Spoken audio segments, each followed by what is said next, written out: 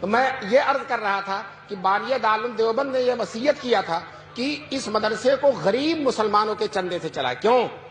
مسلمان غریب کبھی نہیں ختم ہوگا، کبھی نہیں ختم ہوگا.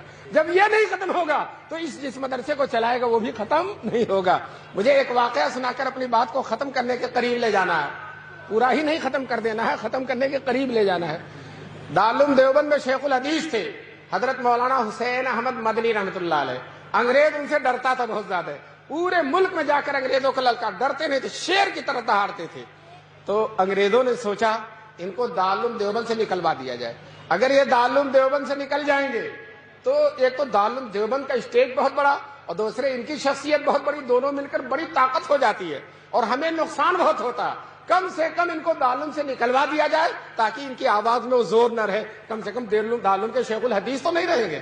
لیکن چونکہ دارالعلوم دیوبند انگریزوں سے ایک پیسہ نہیں لیتا تھا تو انگریز اس پر کوئی آرڈر بھی نہیں دے سکتا تھا. حیدرآباد کے نواب جو انگریزوں کے طرفدار تھے، انگریزوں سے ملے ہوئے تھے، انگریزوں نے حیدرآباد کے نواب کو آمادہ کیا کہ آپ دارالعلوم دیوبند میں چندہ دیتے ہیں، آپ کا اثر و رسوخ ہے، آپ اپنے اثر و رسوخ کو استعمال کر کے مولانا مدنی جو ہمارے سب سے بڑے مخالف ہیں دارالعلوم دیوبند سے ان کو نکلوا دیجیے. یہ حیدرآباد کے نواب سے انگریزوں نے کہا. نواب نے نہ آؤ دیکھا نہ تو اتنا لمبا خط لکھا. اور دارالعلوم دیوبند کے محتمم حکیم الاسلام قاری طیب صاحب رحمۃ اللہ علیہ تھے. خط یہ لکھا، محتمم صاحب کو معلوم ہو کہ مولانا مدنی کو مدرسے سے نکال دیا جائے. اگر ان کو نہیں نکالا جائے گا تو ہم اتنی بڑی رقم جو چندے میں دیتے بند کر دیں گے. حضرت قاری طیب صاحب کو ان بوڑھوں نے دیکھا ہوگا، حکیم الاسلام تھے، بڑی ہی لطافت کی باتیں ان کی زبان سے نکلتی تھیں. چنانچہ حضرت نے جواب دیا، انگریزوں کو معلوم ہو، نواب حیدرآباد کو معلوم ہو کہ مولانا مدنی کا مدرسے میں رہنا انگریزوں کے لیے بہت مفید ہے. کیوں؟ ہم ان کو ہفتے میں 6 دن چھٹی نہیں دیتے، بخاری اور ترمذی پڑھواتے ہیں، جمعے کے 1 دن چھٹی کے ملتے ہیں، ملک میں کہیں جا کر انگریزوں کو للکارتے ہیں. تو اگر ہم نے ان کو مدرسے سے نکال دیا تو ان کا پورا ہفتہ خالی ہو جائے گا. اور جب پورا ہفتہ خالی ہوگا تو 1 دن کے بجائے 7 دن ہفتے میں مخالفت کریں گے. اور جب 7 دن مخالفت کریں گے تو انگریز کو اگر 7 سال میں جانا تو 1 ہی سال میں جانا پڑ جائے گا. اس لیے انگریزوں کی بھی بھلائی اسی میں ہے کہ شیر کو پنجڑے میں بند رکھا جائے اور مولانا کو مدرسے میں. یہ قاری طیب صاحب نے جواب لکھا.